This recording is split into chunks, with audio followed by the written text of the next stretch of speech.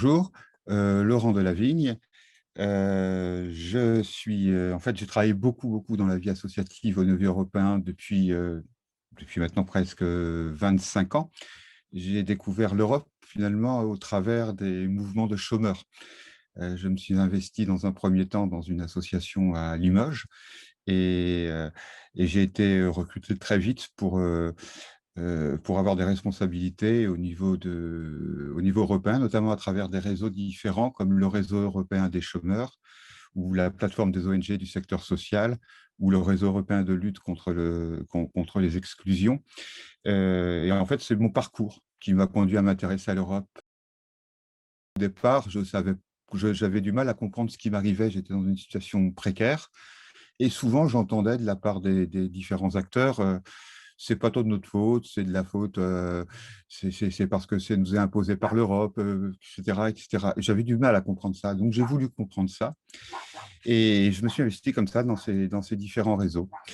Et j'y ai trouvé un intérêt énorme, notamment ça m'a permis de rencontrer différentes personnes et différentes cultures surtout, et apprendre à travailler avec ces différentes cultures. Je me rappelle quelques anecdotes, par exemple, une réunion animée par la Finlande ou par l'Allemagne et une réunion animée par la France. Il y a une grande différence sur le plan de la prise de parole, sur le plan de la tenue de réunion, sur le plan de la façon de voir les choses. Et je trouvais ça très riche, quoi. Et j'ai jamais pu me débarrasser de ça. En gros, l'Europe est devenue quelque chose pour moi qui était indispensable et avec aussi un autre regard après, plus tard, qui dépassait largement le chômage, mais qui était probablement l'intérêt d'avoir une Europe qui se construit sur le plan économique et notamment sur le plan social. Euh, Parce que finalement, qu'est-ce que j'attends de l'Europe après toutes ces expériences? C'est que l'Europe arrive à se construire sur ce volet social qui pour moi est complètement découle directement de l'économique sur la façon dont l'Europe voit les choses aujourd'hui. Or, effectivement, quand on commence à parler de directives européennes ou de grandes orientations politiques et économiques au niveau européen, il y a des conséquences sociales derrière. C'est-à-dire que quand je lisais des directives à l'époque où j'entendais du vocabulaire du style incitation au retour à l'emploi, des choses comme ça, c'est qu'en fait, on amenait les pays membres à mener des politiques qui n'étaient pas forcément des politiques que j'approuvais. Mais j'avais envie de débattre là-dessus aussi, j'avais envie de discuter là-dessus.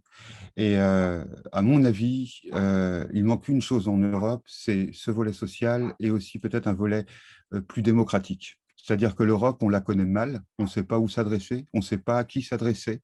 Et on peut parler de citoyenneté européenne, mais c'est très difficile finalement d'être citoyen européen quand on a cette mauvaise connaissance de l'Europe ou quand on n'a pas ni les référents, ni les appuis. Moi, j'ai eu cette chance de pouvoir participer à différents débats, j'ai été à la Commission européenne à plusieurs reprises, j'ai eu des débats au Parlement européen à plusieurs reprises, mais parce que j'étais encadré par des réseaux, parce que j'étais formé également. Ça, c'est pas tout le monde n'a pas cet accès à cette Europe, à cette citoyenneté européenne et à ce débat politique. Donc, je pense qu'il manque un espace démocratique au niveau de l'Europe et un espace de proximité aussi.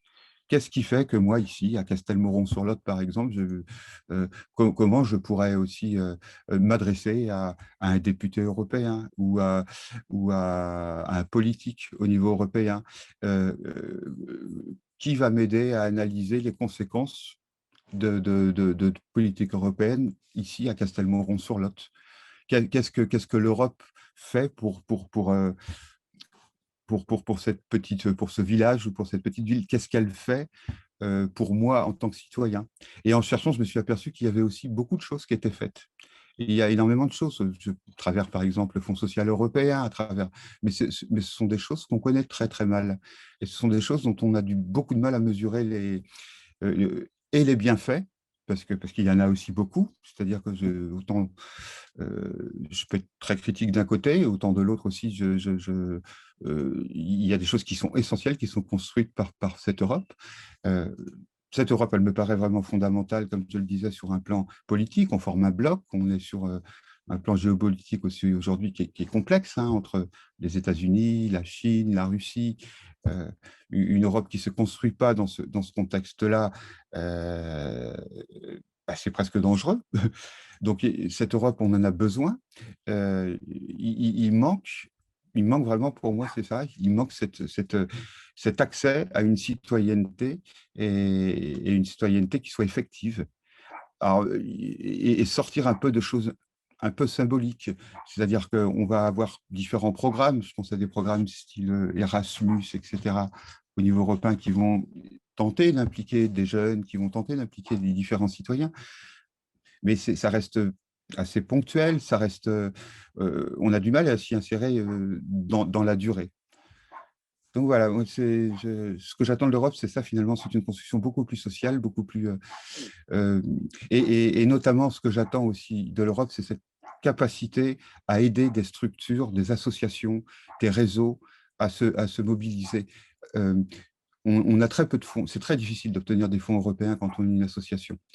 C'est compliqué, aujourd'hui, il faut presque être un expert et, et ça coûte très cher d'organiser des réunions au niveau européen.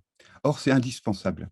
Si on veut que l'Europe soit citoyenne, il faut qu'il existe les deux côtés. Il faut qu'on puisse être critique, il faut qu'on puisse se structurer en tant qu'association. Il faut un statut d'association européenne qui soit clair, mais ce n'est pas le cas aujourd'hui. Et il faut derrière ça des financements qui aident ces citoyens à se structurer à travers des réseaux ou des associations européennes. Il n'y a que comme ça qu'on construira une Europe des citoyens. Donc voilà, je pense que j'ai dit le principal de ce que je voulais dire, c'est-à-dire, pour résumer, c'est je crois en l'Europe, je pense qu'elle est indispensable, et je pense qu'il y a une grosse lacune, c'est cet aspect, la citoyenneté européenne. Et je pense qu'il y a un gros effort à réaliser, c'est aider les citoyens à se former en association à travers différents pays, et les aider à se rencontrer et les aider à s'organiser.